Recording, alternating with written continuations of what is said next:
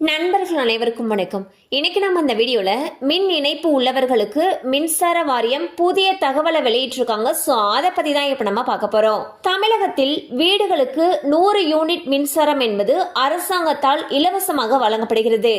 அதன் பிறகு வீடுகளுக்கு 2 மாதங்களுக்கு ஒரு முறை மின் கட்டணம் கணக்கீடு செய்யப்படும் நிலையில் அதில் 100 யூனிட் மின்சாரத்திற்கு இலவசம் போக மீதமுள்ள பயன்பாட்டுக்கு கட்டணம் வசூலிக்கப்படுகிறது. இந்நிலையில் 100 யூனிட் இலவச மின்சாரத்தை அரசாங்கம் ரத்து செய்வதாக செய்தி ஒன்று வெளியானது.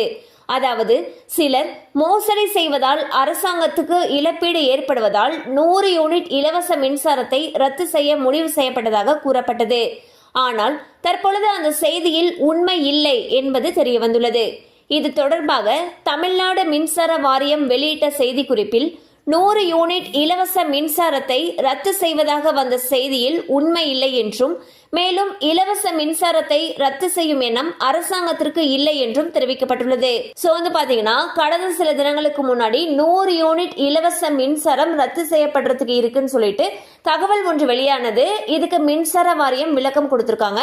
அவங்க என்ன சொல்லியிருக்காங்கன்னா, இந்த செய்தி உண்மை அல்லன்னு சொல்லியிருக்காங்க.